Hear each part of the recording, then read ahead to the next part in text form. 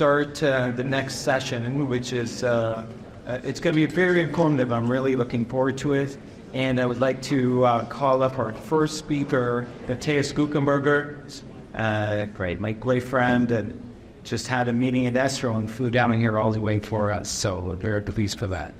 So he's going to talk about repeat local SBRT in oligometastatic cancer patients.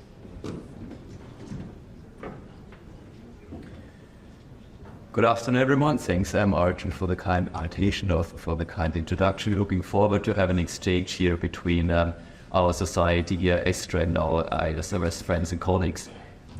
So repeat SBRT in oligometastatic cancer is the topic which was given to me. These are my conflicts, and we had a fantastic session this morning about AI. We learned how well AI is already doing, and I mean, you can't start a talk without having some AI features as well. So I asked AI, how do you envision, how do you depict SBRT for oligometastatic disease? And that's the picture which came up with. It's not totally accurate, I would say, but there's some fundamental truth in this picture. It's one big machine, and mostly we're treating just one metastasis, maybe one a few sessions, and then we think the job is done. So one-stop shop in a way. And then, well, most metastatic patients, oligometastatic, they also need some systemic therapy. So I asked AI, how would systemic therapy would look like in oligometastatic disease? And that's what it would look like now. So, and you can see some fundamental differences here. Can you see that there's not just one big machine, there's multiple drugs, there's multiple lines going into the patient, there's even some additional drugs being on the floor. So certainly AI understood that maybe we as radiation oncologists or surgeons might assume that the job is going to be done with one big machine, one big treatment for just one metastasis, but understands that these patients are having metastatic disease, many of them, and they might require not just one line systemic therapy, but they might benefit from multiple lines. So how could we merge that? And this is kind of already the conclusion of my talk. There will be a longer disease history of our patients. We know that patients are living longer, but they're not cured. Many of them, we can keep them alive in a kind of a concept of cancer as a chronic disease. Many of them require multiple lines of systemic therapy, and we need to integrate our local discipline into this multimodality treatment, not just with one, but maybe with multiple interventions locally that can be surgery, radiation, tightly integrated into a multimodality treatment concept. And this is a patient I would like to share with you, which has been treated in our department for many years. Patient was treated for early stage non-small cell lung cancer with surgery in 2014. In 2015, patient had oligometastatic disease. You can see two vertebral metastases and liver metastasis, two treatments being performed. And then the patient went back every kind of half a year or a year, having yet again another metastasis which was growing. The patient was put in 2016 in pembrolizumab and treated with SBRT for one or three metastases. Then the patient was diagnosed with melanoma and fell into a depression. She stopped pembrolizumab, and effectively she developed polymetastatic disease. She was having pain, so pembrolizumab was restarted, and then patient was treated with palliative radiation for two signs. Patient responded very well, partial response, and again achieved an oligometastatic state where there was only one residual metastasis which was not having a complete response. Again, we were applying SBRT, and the patient was for quite some time, well now in 2020, in a status of complete response, still in the first line systemic therapy pembrolizumab. Patient became oligometastatic again, treated with SBRT, complete response in 21, and I can tell you in 22 she became polymetastatic and for the very first time switched systemic therapy. So was our treatment being successful? If you would think about a clinical trial about the endpoint, well, the patient reached the endpoint, the first failure after 11 months. That's when we would have defined failure of our longer treatment. But in fact, the patient became polymetastatic only after 25 months, and the patient switched for the very first time off pembrolizumab into a second line of systemic therapy in 70 months, and the patient is not dead by today. Obviously, this is not the typical patient. That's an interesting, fascinating case, but we can learn a lot how we can potentially better integrate local and systemic therapy in the future. And that is something which is totally known to us, reminding us what oligometastatic disease is a spectrum of diseases where we have a gradient of risk, background risk of the patient not having only a macroscopic disease, but an occult microscopic disease. And there's also a gradient in the value, the additional value of local and systemic therapy. This is being depicted in early lung cancer, my field of expertise. You can see here the different stages, stage 1, stage 3, oligometastatic, and stage 4. And you can see the risk of probability of systemic disease progression, indicating that the majority of patients, despite they are diagnosed with stage 3 or even maybe oligometastatic disease, they do have a higher risk, a background risk of occult microscopic disease, which will require additional lines of treatment, maybe systemic, maybe local. You do know how we define oligometastatic disease in clinical trials. Because, this gradient which I showed you, spectrum, how do you want to implement that in a clinical trial environment? You need hard criteria. And because, we are in a mostly Western community, we can count until 3 and 5, and therefore for defining oligometastatic disease with a maximum of 3 or 5 metastases. Despite we all know biology cannot differentiate between 4 or 5. It's just to implement something operationally into a clinical trial environment. And because we have seen this heterogeneity of disease, we also made some efforts on the European side to better standardize and classify different states of oligometastatic disease, reflecting that it's not only about counting metastases on PET scan, but patients might be in very different clinical states, might respond very differently to local and systemic therapy, and thereby meaning the same patient having the same picture could be very, very different from a clinical perspective, might require different treatments, and having very different prognosis. And we came up with I would call it quite complex system of classification.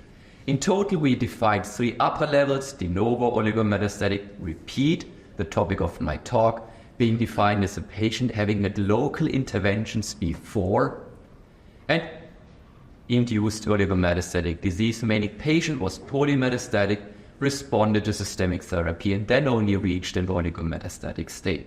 So it reflects the clinical journey of our patient, reflects the response of our patients to local and systemic therapy. Again, the slides I've shown you before, the overview of clinical trials, testing local intervention in oligometastatic patients. That's the success story, saying that almost all clinical trials, except for breast, have been positive. But looking at the experimental arms, we also see that, again, the majority of patients do indeed fail, what I indicated before, because they do have this high risk of occult metastatic disease. The question is, where do they fail? And the evidence is pointing out that a relevant proportion of our patients, after being treated with combined modality treatment, SBRT surgery for oligometastatic disease, they fail again in a limited number of sites. What we call repeat oligometastatic disease, repeat oligoprogression. About 1/3 of the patients failing. About 25% seem to remain or kind of fall into polymetastatic state, and there's this 25-30% patients who are being long-term controlled. So what is the potential value of a second-line chronic treatment strategy, systemic and local? Is there a place for repeat local intervention for us as a local discipline? First, the question, how frequent is that being performed? But before that, even going one step further, that is actually depicting the case before, that the patient might not only have a longitudinal trajectory, where it goes from localized, polymetastatic, but the patient might kind of cycle between these different states depending how well the patient is responding to local and systemic therapy. So what we did is we have a large prospective cohort in the EOR2C, European Framework of Cancer Care, cancer trials, where we collected almost 3,000 patients, and this is an interim analysis of the first 1,600 patients being treated with SBRT for oligometastatic disease. And what you can see here, that actually a quite large number of patients, 1/3 of the patient is indeed in our day-to-day clinical routine work being treated for repeat oligometastatic disease, most frequently in colorectal cancer, because I assume many patients are being treated for liver metastasis with surgery before, and if they fail again and maybe again and again, they are being referred to us as radiation oncologists. We also looked at our own institution. This is data from the University of Zurich, where we looked at 400 patients with a maximum of 5 metastases, where again SBRT has been used as a local treatment modality. And again, repeat oligometastasis was observed in about 1/4 of the patients. And here you can see the overall survival, where it's actually that the group of repeat oligometastatic patient is on top and significantly better compared to induced oligometastatic disease. So these patients which fail seem to have quite a favorable overall survival, potentially maybe with a contribution of yet again exposing them to a second or third line of local treatment. How about prospective evidence? This is data from the CURB trial, reporting how frequently a salvage SBRT, meaning a second local intervention, has been performed. Quite frequently in the MDT trial, but in particular in the standard of care arm, 60%, even more interesting that this trial then became positive due to this high risk and probability of switchover. In Danny Gomez trial, salvage local consolidated therapy, 41% of the patients, and they look specifically on the value of offering the patients a second line of local consolidated therapy.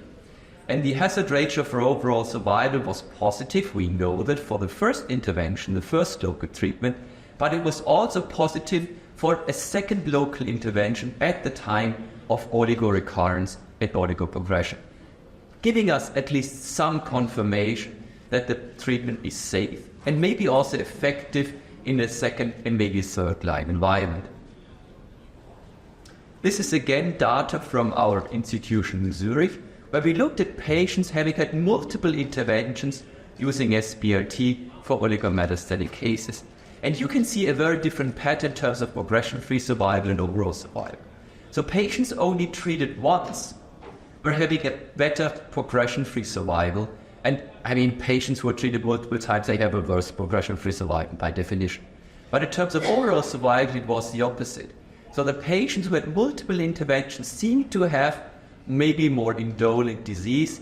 Whether they benefit from repeat intervention, that is something we can't tell for sure in this data, but it's at least assuring for further clinical trials.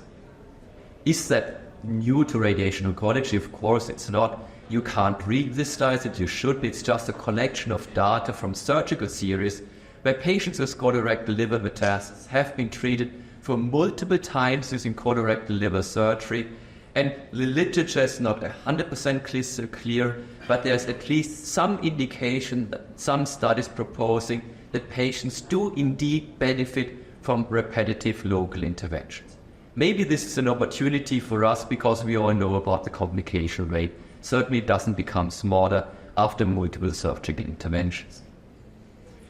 So how is that depicting our practice? So we asked in our own institution again in Zurich, how many of our patients are actually being treated in a kind of a cancer as a chronic disease? And we defined it as a minimum of 5 courses of radiation.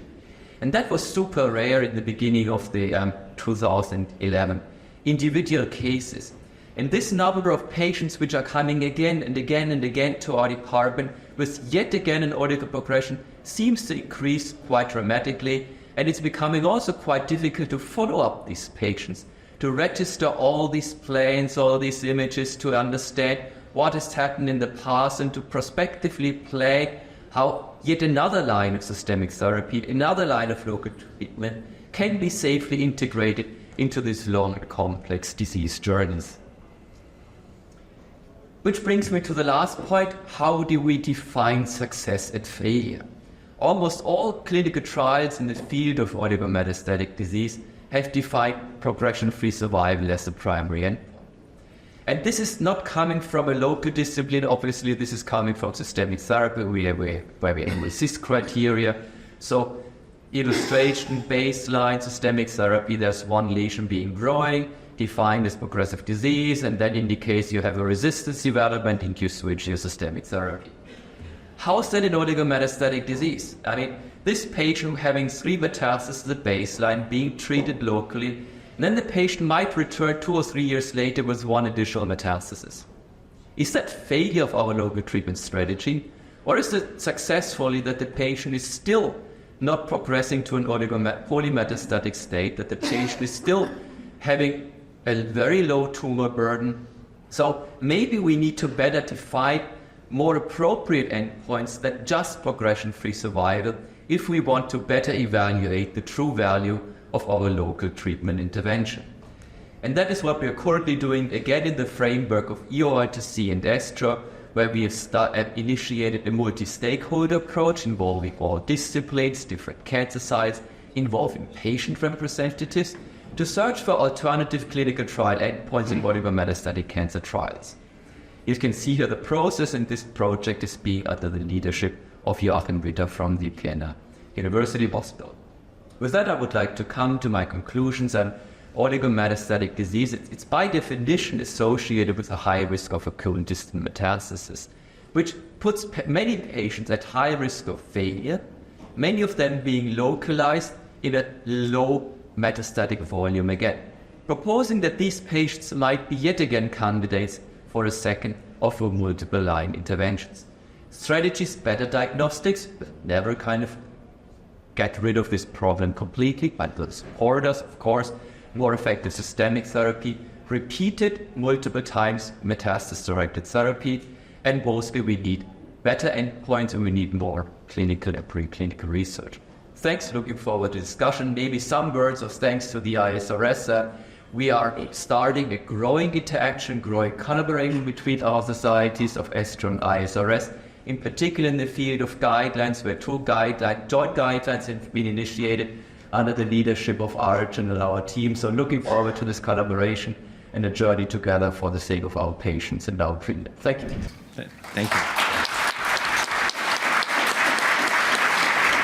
you. We're going to do questions at the end. We'll have a group discussion. All right, next speaker is Dr. Charles Simone. He's a full member of the Memorial Sloan Kettering Cancer and Radiation Oncologist. He's also the Chief Medical Officer for the New York Proton Center. So he'll be talking about reirradiation in the chest, role of SBRT. All right, great. Thank you very much for inviting me. There's actually a lot of literature for thoracic and lung cancer radiation a second time around for a second early stage lung cancer. Dr. Su's institution at Cleveland Clinic has a large series. We just recently reported the largest series at Memorial Sloan Kettering. Here, hundreds and hundreds of patients have been treated. I'm going to focus instead, though, on directly retreating the same site that's been treated. So not a second or subsequent metachronous lung cancer, but how do you deal with the recurrent lung cancer? And that we don't have a lot of literature on, so I'll go over what we do have and best practices. Disclosures are NIH funding in varying medical systems. So what is the scope of recurrent disease? Well, we know that in our locally advanced lung cancer patients, around 1/3 of patients will fail local regionally. For our early stage patients, around 10% will have a local failure, another 10 or 15% will have a regional failure. About 1/4 of all of our locally advanced patients have isolated failures in the chest, and similarly a proportion of our early stage patients. These patients with local only recurrences, they can be salvaged and cured, but typically they're not retreated because the thought is giving radiation a second time around, particularly if it's a recurrent and radioresistant tumor, we don't have a great option safely. Surgery often difficult after these and often can't get total disease out. Systemic therapy not thought to be curative. So reirradiation makes a lot of sense, but there are risks, and we'll talk about that. And I do think, and as you heard in the last talk, especially for oligometastatic disease, but as systemic therapy is improved in general, local control is really becoming increasingly important in this patient population. So why do we consider reirradiation? Well, obviously to help with symptoms if a patient's symptomatic, to provide durable local control, the progression-free story that you just heard in the last talk. But in many of these patients, it's a chance and maybe their only chance at cure. There's a lot we don't know on the reirradiation setting. Patient selection is really critical in this patient population, especially when considering high-dose stereotactic treatments. But what is the recovery from the prior course, and are these tumors more resistant, and do we need to alter our fractionation because of that? The biggest concern is there's hesitation in doing it. Lung cancer and thoracic cancers are among the most toxic treatments that we have in a first course of radiation. And now we're talking about doing radiation a second time around where there are real risk of fatal events. So acutely, we can have death from pneumonitis, esophagitis, cardiac issues, and failure to thrive. In the late setting, myelopathies, brachial plexopathies, but high-grade risk of airway necrosis, fistulas, pulmonary events, cardiac events, and then great vessel bleeds is also a big concern here as well. With that leads to liability concerns, sense of nihilism, and as you heard at the very end of the last talk, replanning is complex, especially in a case where you have 5 or more disease treatment courses, but it does take a lot more effort to do reirradiation. I pulled this together across all of thoracic reirradiation sites. What are the risks to organs? And you can see, they're not trivial. So for esophageal, a couple of % of people will have a grade 4 or 5 event. For pulmonary, similarly, a couple of % will have a grade 4 or 5 event. And even more concerning, although not really well quantified in the literature, is airway, especially when we're talking about stereotactic high-dose treatments. We really run the risk of damaging the airway that can lead to a fatal event. Great vessel injury, oftentimes doesn't happen and we're fine, but when it does happen, typically it can be a fatal event.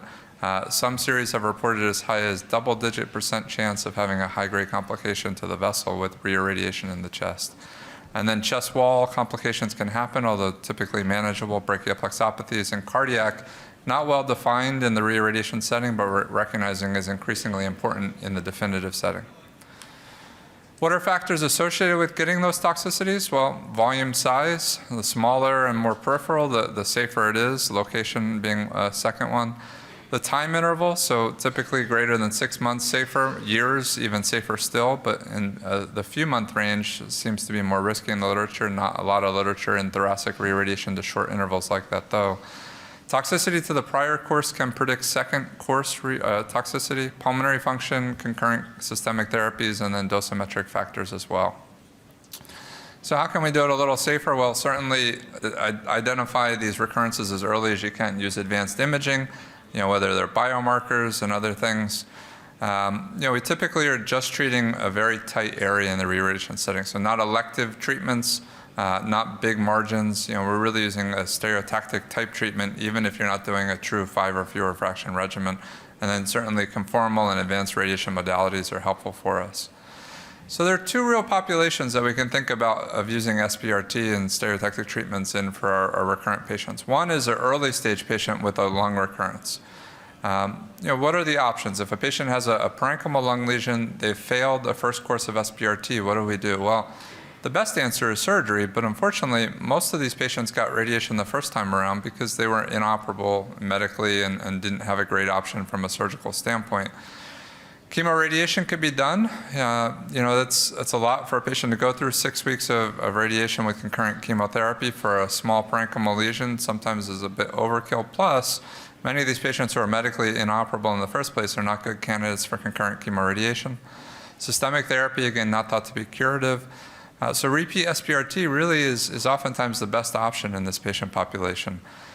Now, when we talk about SBRT the first time around for a lung cancer, we typically think of a 90, even 95% local control rate that's durable out to 3 and 5 years.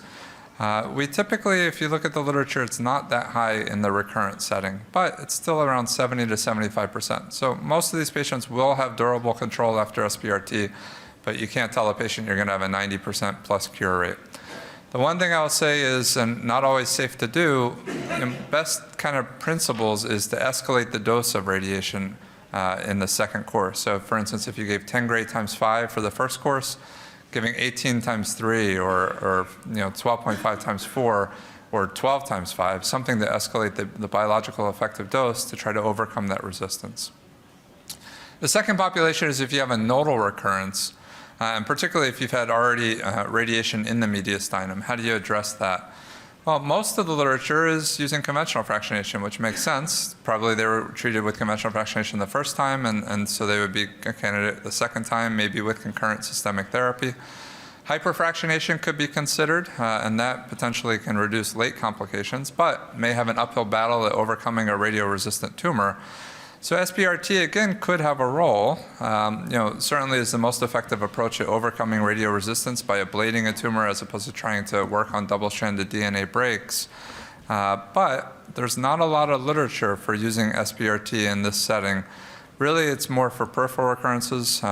We typically don't recommend it for a nodal recurrence that's already had radiation. Now, there are more and more series talking about SBRT to isolated nodes, and that's something that certainly is of increasing interest to the field. But again, in the reirradiation setting, we just don't have literature to support that as a safe option right now. I led this ARS, American Radium Society Appropriate Use Criteria guideline on thoracic reirradiation. And you can see the second point is SBRT is an effective modality for thoracic reirradiation. Typically, though, for peripheral lesions, and often the best approach for peripheral lesions, but generally not recommended when there's a nodal recurrence. So what is the data for SBRT in the reirradiation setting? Well, this is a nice meta-analysis. This was published about 3.5 years ago. They looked at 20 different observational studies in the reirradiation setting, most of which had SBRT involved. And SBRT dose was actually the most important thing that was seen. So the higher the SBRT dose, the better the overall survival and the better the local control. Tumor size and time to recurrence also predicted survival. Tumor size also predicted recurrence rates locally. But higher BEDs of SBRT drove better outcomes in our patients. But it's a double-edged sword. Higher doses of SBRT also led to higher rates of toxicity. And you can see underlined in that last part of the results section, cumulative doses of greater than 145 gray in EQD2s led to essentially a 5-fold increase of toxicity, grade 3 or higher, relative to lower doses than that. So it's not just dose in the current course, the retreatment course, but it's a cumulative dose that you have to worry about. These are all the studies that were included. You can see 36, 10, 17, 27, 20 patients, so all relatively small. And then here's 72, 28, and 31. So this whole analysis was based on 274 patients that got SBRT. And that was the history of the literature up until the end of 2020. There have been 10 LINAC-based publications that were reported since that I'll show you, but this just underscores on multivariate analysis that the dose for SBRT reirradiation is really the biggest predictor of outcomes. So what data do we have in the last couple of years? Well, fortunately, the field is evolving. So you saw just 270 or so patients in the history of the literature up until 3.5 years ago.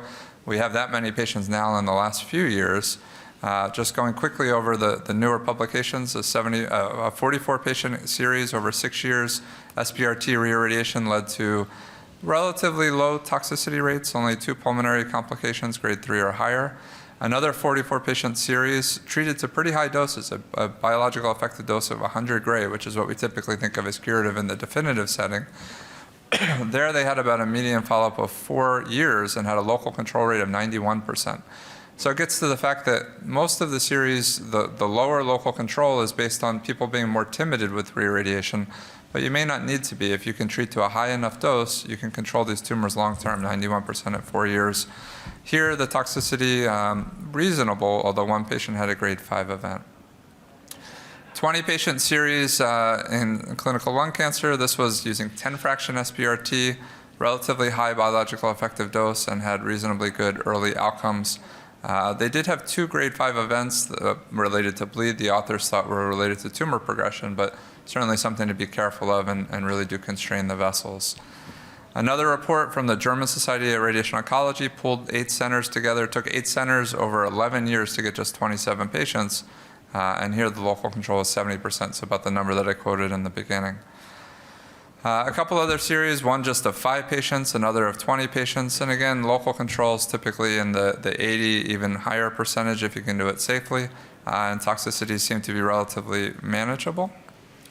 MD Anderson recently reported a novel study. It's only based on 14 patients, but they did develop a novel algorithm to try to create a voxel by voxel composite treatment plan so they can better predict for toxicities. And they had relatively low toxicities in their cohort, essentially just 1 patient with pneumonitis and dysphagia.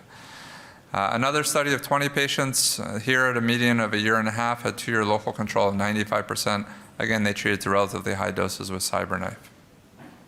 And then the most recent ones from this past year, 17-patient series. This was interesting in that they pulled data from other articles as well, and they made essentially a tumor control probability. And here you can see how dose really matters. So typically, a dose that we would consider of 50 gray and 5 fractions would lead to only about a 60% risk of a local control. So you really do need to be mindful and try to maximize the dose in these relatively radioresistant radioresistant tumors. And then the last one, just a 7-patient series. The one other thing I'll say in the last few minutes is proton SBRT may be a very good option for these patients. Why protons? Well, radiation comes in, hits a target, and then stops, so none of the dose beyond that target gets treated.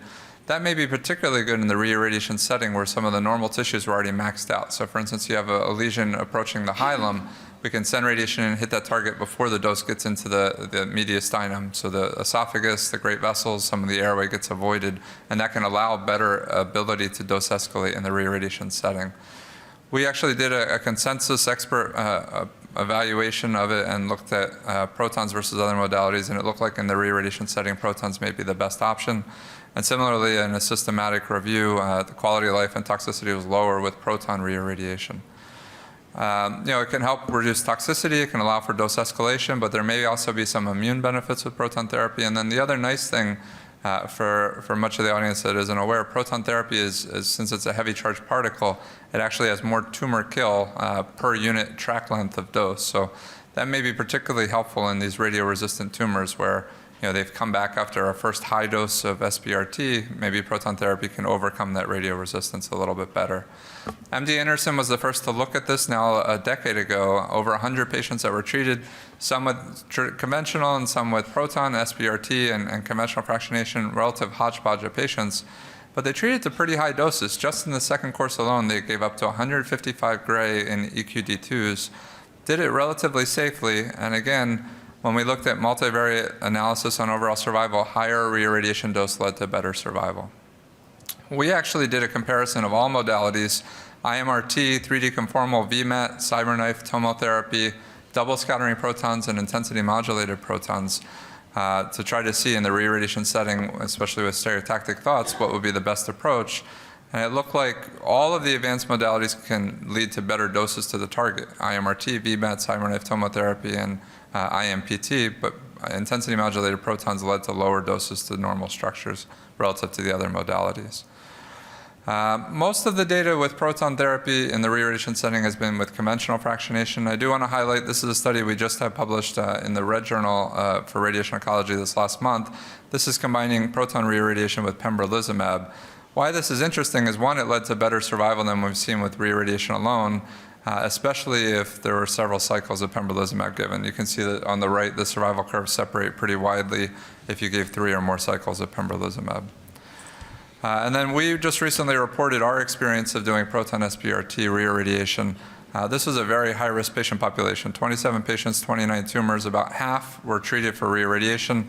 Most of them also had some other type of adverse event, interstitial pulmonary fibrosis, ultracentral lung location. Of all the re-irradiation patients, the 3-year local control was 100%, so very nice to see, and only 2 high-grade complications in the cohort. We do a lot of re-irradiation at the New York Proton Center. It's 42% of all the patients that we treat.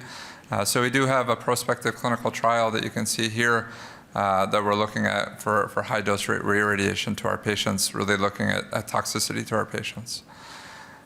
We have pretty stringent target constraints, so we have a per protocol, a minor deviation, and a major deviation on dose composite constraints, and this is really what's allowed us to retreat a lot of these patients pretty safely. So just in the last minute, these are composite dose constraints that came out of that American Radium Society publication. I think living by these, some of them maybe even be a little conservative, but I think is a safe way to retreat the patients overall. And then certainly try to mitigate motion as much as you can, because that's really, the bigger the volume that you're treating, the more risk. So try to really minimize volume as much. And then in the last 30 seconds, the 2 ways to, in the future concepts, how do we make re-irradiation safer? One may be looking at radioprotectors. There's a lot of interest in this. How do we give a drug concurrently with radiation to make radiation safer? There's no golden drug right now that we have. We just completed a phase 2 trial and are working on developing this concept in the cooperative groups. But if a radioprotector does exist, I think reirradiation could be a big slam dunk. And then similarly with FLASH, giving ultra-high dose radiation as opposed to 6 weeks of radiation for 10 minutes a day, giving literally 1 day, less than a second of treatment, has been shown in animal models, preclinical models, to help to reduce toxicity. We just reported on the first ever human clinical trial. If FLASH really does pan out, I think reirradiation would be the best disease site to tackle as well.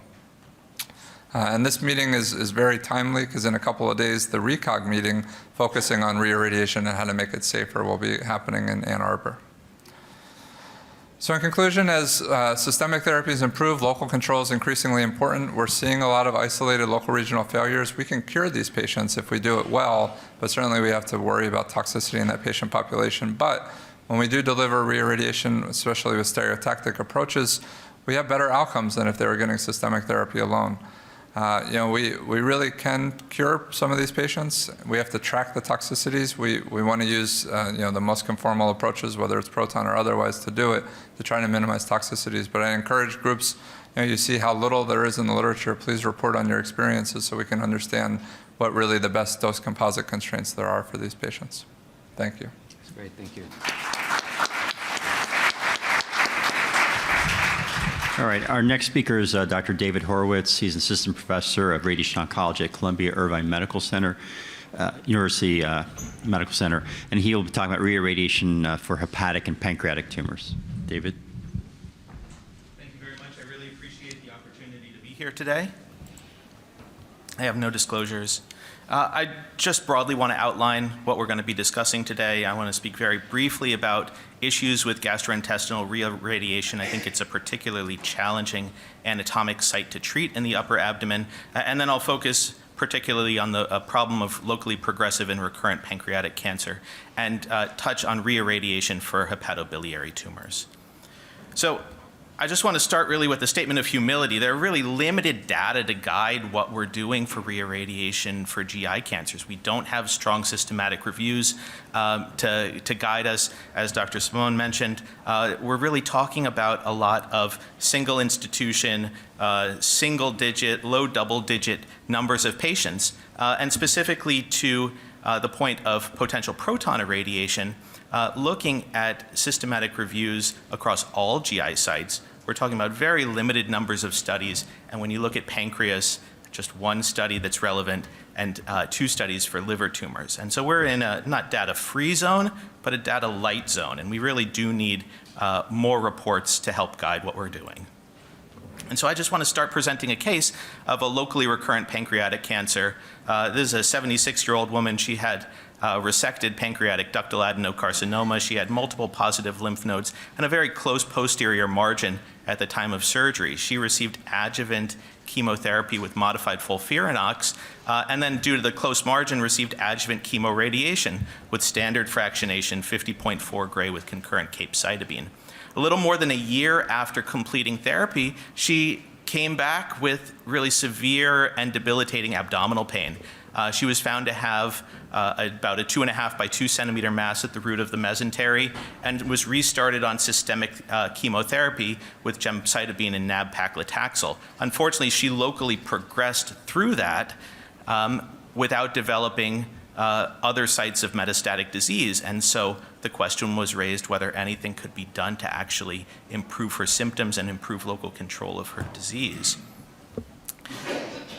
What this case highlights is that local disease is really morbid. Colleagues at San Diego reported an institutional study of hospitalization and ER presentations for patients with pancreas cancer.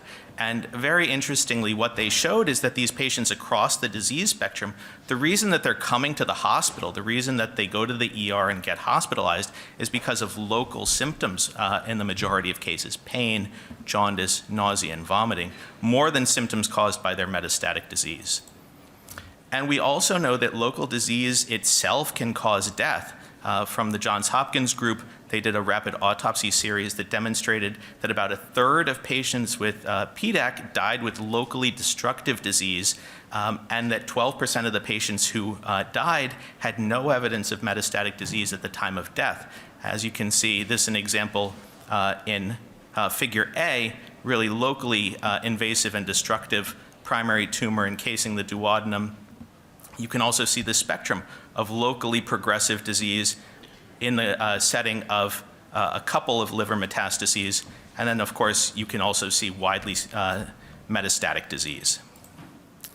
So looking at randomized data in the adjuvant as well as the locally advanced setting, local recurrence and progression are very common. A secondary analysis of the SPAC4 study showed that among patients who developed recurrent disease, about half of them had the local site as the first site of recurrence. And survival for those patients was actually equally poor as those who presented with distant metastatic disease initially.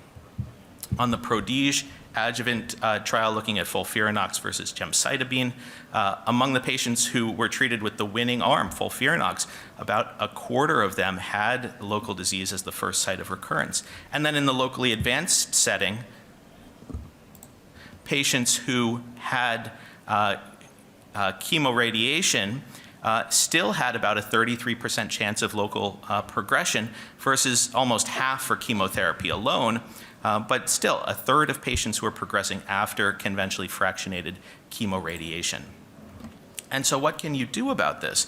In the upfront local recurrence setting, there was a report from Reddy and colleagues of 19 patients with recurrent disease, sort of low dose, relatively palliative SBRT in 5 fractions, very well tolerated. The initial concern with this is, of course, after surgical intervention, that patients have luminal GI structures that are very close to the site of irradiation, and so there was concern for toxicity. And very interestingly, what they demonstrated is that radiation dose was significantly associated with local control. And for these patients who had locally recurrent disease and then were treated with SBRT, their median overall survival afterwards was about 17 months. Which compares favorably to sort of historical controls for recurrent and progressive disease. But this data for local control being important and increased dose being valuable is something that we've seen developed throughout pancreas radiation. And so additionally, colleagues in China presented data for dose escalation suggesting that this can be done safely. And this adds to data from many groups indicating that you get better local control than historically reported with high dose radiation. And so this is an active area for investigation. And also importantly, just for symptom control, SBRT is important for pain relief. There was a meta-analysis looking specifically at use of stereotactic techniques for pain relief from pancreatic cancer. And 71% of patients had reduced analgesic use, and about half of them had a complete response.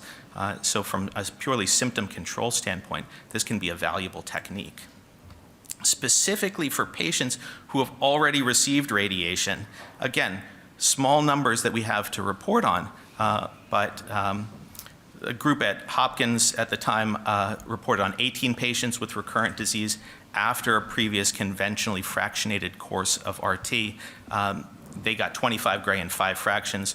They saw no grade 3 plus toxicity acutely, and they had only 1 grade 3 late toxicity. And so this was a well-tolerated sort of treatment in small numbers of patients. The group at UPMC reported as well on a slightly larger group treated with reirradiation, a 1 to 3 fraction regimen after a previous course, typically of conventionally fractionated RT to about 50 gray. After about 6 months of after the initial treatment, and they did see some toxicity here, right? They had 18% grade 2, over 10% grade 3 late toxicity for this heterogeneous cohort. But they did report good local control, over 50% local control at 2 years, 80% local control, local regional control at 2 years as well. And so for this patient we were discussing before, we thought about using our most advanced LINAC-based technique for adaptive radiation to try to take into account motion of the tumor, motion of normal organs as they are go through their course of treatment. And so we used our Ethos platform, and compared to the scheduled plan, you can see that we're really significantly able to decrease the dose of radiation going to the bowel from a calculated dose of over 8 gray in this fraction to less than 6.5 gray. And I think this has really been eye-opening that these patients are getting very significant doses of RT, much higher than what we initially planned to when you actually contour out where OARs are at the time of treatment. And you're also able to maximize dose to the target structure. And so this patient got 40 gray in 5 fractions, which he tolerated without toxicity. And you can see when you generalize this across our cohort, you're really significantly decreasing bowel dose. Our red is our adaptive treatment, and our blue is our scheduled treatment that's not delivered. And so you're really minimizing dose to bowel while maximizing dose to your PTV. You can see this in tabular form as well.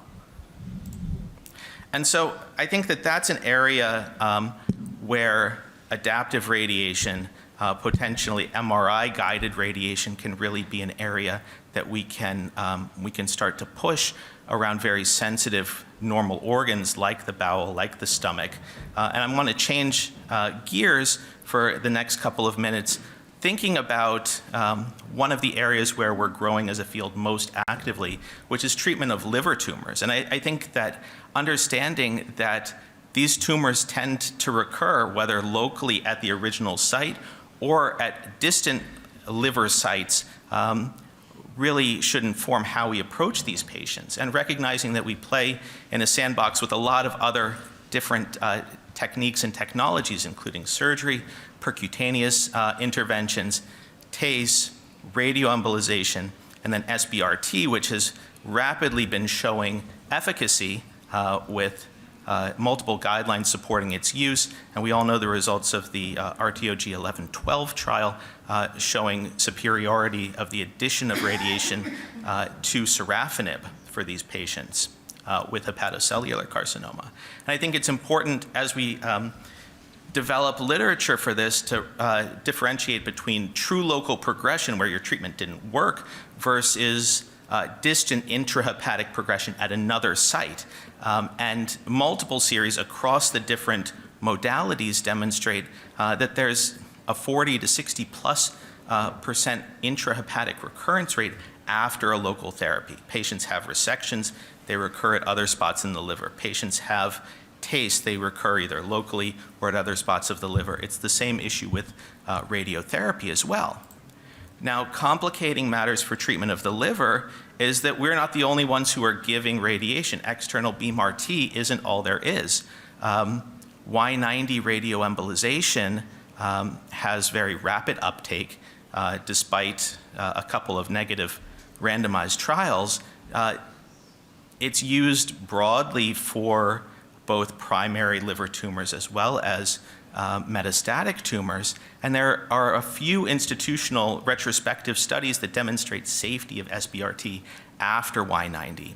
And as Laura Dawson has pointed out for the RTOG 1112 data, that external beam radiation may be particularly well suited for treating portal vein tumor thrombus or other vascular invasion. This is an area where we may be able to work together. There are advances in the use of Y90, such as personalized dosimetry, actually understanding delivered dose to the tumor and to adjacent normal tissue that will help inform how we ourselves give radiation on an external manner. And I think that there's a real opportunity for complementarity for patients who have diffuse tumors and also have tumor thrombus, right? This small lesion probably didn't need Y90. We could effectively treat this with external beam treatments, but there are many times where patients have relatively diffuse tumors that aren't well suited for external beam techniques, and I think that's an area that we need to really look at.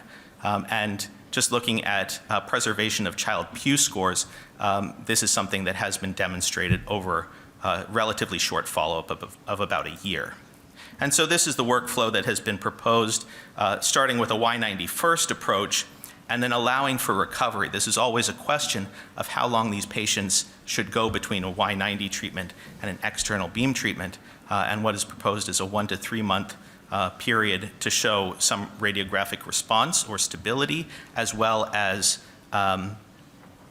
clinical recovery before going through with external beam RT. And then for repeated external beam treatments, I just want to speak briefly about the MGH experience, where they treated up to 3 lesions in a reirradiation setting. The prescription dose that was used, very reasonably, they based off the liver V effective, so taking into account what is functional liver, what's not tumor, what's not previously been irradiated. And these are the doses they used for both a 5-fraction and a 15-fraction regimen. They demonstrated this could be given in a relatively safe manner, though they had a couple cases of non-classical RILD. They also demonstrated that the mean liver dose was significantly higher in patients who subsequently had worsening of Child-Pugh score. Patients who had metastatic disease, as opposed to hepatocellular or cholangiocarcinoma, had a higher rate of failure, and probably 3-fraction regimens are what we favor ourselves, but they had reasonable survival here. And then looking as well at treatment in distant versus same segment, a group has shown that there's no real difference, that this can be given relatively safely, even close by to previous treatments. Thinking about predictors for liver toxicity, this is an important area that we need to keep working on. And an elevated Child-Pugh score is a real significant predictor of morbidity and mortality. And so we need to be calculating that for our patients and being very thoughtful with how we're treating them. Child-Pugh A, maybe B7, and certainly not in C. And interestingly, the time course between treatment was not associated with toxicity. And so with our key takeaways, we know that symptoms from locally progressive pancreas cancer can really cause significant morbidity and contribute to mortality. Radiotherapy can be used for symptom management and disease control, and from small data, reirradiation may be feasible in these patients, thinking about use of advanced techniques to minimize dose to GI structures. And we know that the natural history of hepatic tumors make reirradiation especially relevant, and data suggests that SBRT is feasible after external beam treatment or radioembolization, but we really need to understand how to take into account liver volume, liver function, and prior treatment to minimize this risk. Thank you. That's wonderful. Thank you very much for that talk. I think we'll have time for one question, maybe depending on how the speaker can come up as well. But if anybody has a question, I think we have time for one question. Maybe I'll take the chance of asking. Where are we here? A question on lung reirradiation. Charles? Yeah. So in principle, for many sites, when we talk about reirradiation, we either de-escalate, increase the number of fractions, or both, right? Like that's the principle. So you're advocating for escalating, and I'm a CNS, so I don't do lung. However, is it just because the lung is damaged already that you can keep going up? And maybe Matthias, you can comment also. Yeah, great question. And advocate when it's done safely. You know, if it's a very centrally located target, you just oftentimes can't do that. But when it can be done safely, yes, I do, because something caused the cancer to come back when we typically think of a 95% local control rate. So that's a relatively radioresistant. So escalating safely can make a lot of sense. Matthias, is that your experience also? I was mostly putting the emphasis on repeat re-irradiation, so meaning kind of second kind of course of radiation, a distant field of the lung. The experiences in terms of tolerability have been actually quite fine, and the toxicity rates usually low. What is, I think, most important that we actually kind of identify these patients, because many of them are just being restaged and then reports as patients having progressive disease, and then they're kind of being taken over by our medical oncologist colleagues. So it's important to identify the patterns of recurrence and identify them as potential candidates for a second or third course. Okay, wonderful. Well, look, I'm going to close the session because there's lots more going on outside, and you have a few minutes, and thank you very much, everybody. Thank you for the speakers.